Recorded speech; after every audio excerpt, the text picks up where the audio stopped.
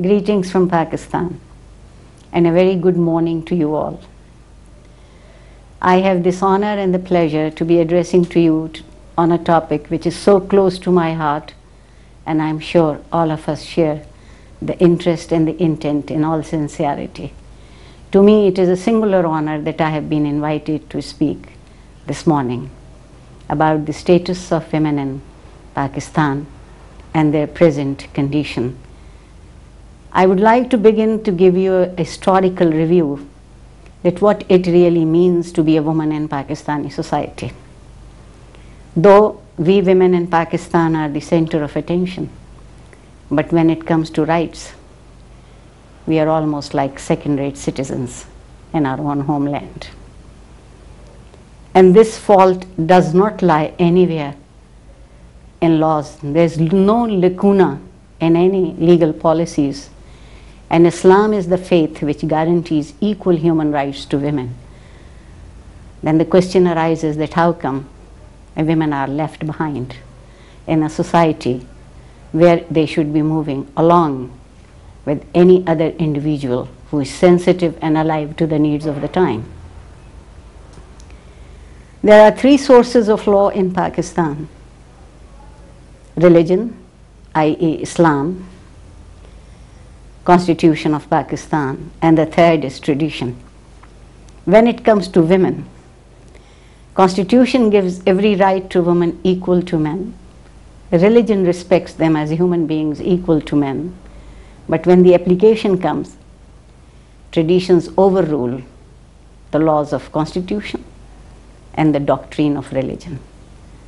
And why it has come to so, and such a position is that the pseudo-religious scholars, the so-called fundamentalists, the conservatives, have interpreted Islam in the interest of men, forgetting the women, forgetting women as human beings, forgetting women as equal partners in life, forgetting women as positive contributors to the social and economic development of any society. The next thing which has hampered the development of women all these years is lack of education. Education is not denied to women, but neither it is encouraged or facilitated for them. The low literacy rate of even men is pathetic, and the low literacy rate in women is much more pathetic. This illiteracy creates a lack of consciousness where women are not aware of their own rights, not because of their own will, but because of such social conditions that have made them subservient to men. But I'll be very glad to share with you that Pakistani woman today is not what she was in 1947. Pakistani woman has come a long way, fighting all the odds, negating all the wrong commands or wrong interpretations. She has the will to move. She has the will to improve. She has the will to assert herself.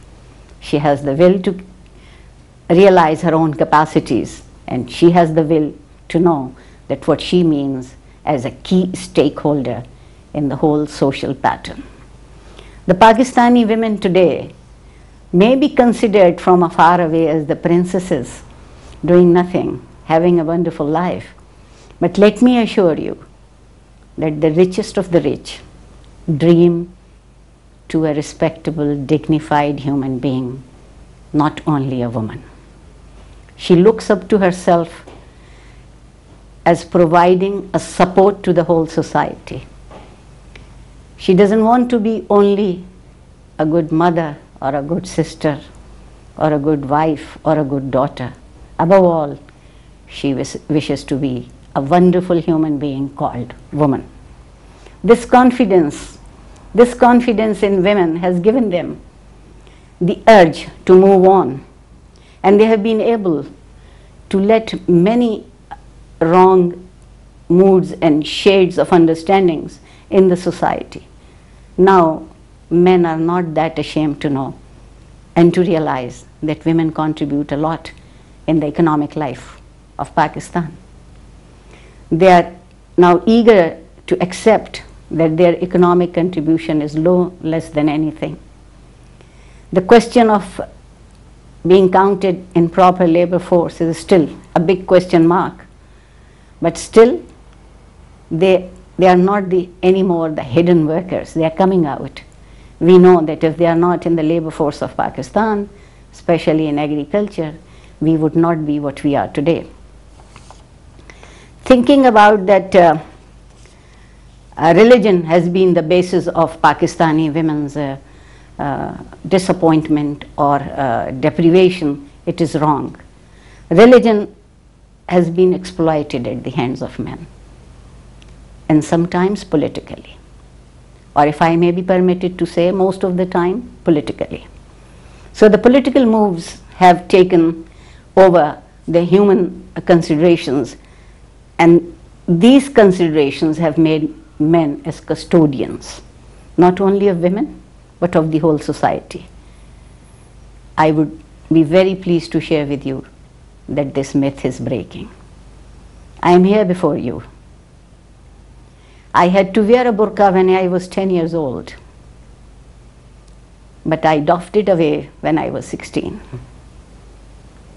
And I have come to understand that though it is difficult in Pakistan for a woman to realize her own identity and to live with her individuality, but it is not impossible. It is not impossible because there are factors in this country that support her, especially over the years. The enhanced political participation, the enhanced economic participation in all social sectors have given not only confidence to women, but confidence to men that women can be the equal guarantors of a social developed life. The real woman in Pakistan enjoys life, wishes to enjoy life, and suffers life as anywhere in the world the women do.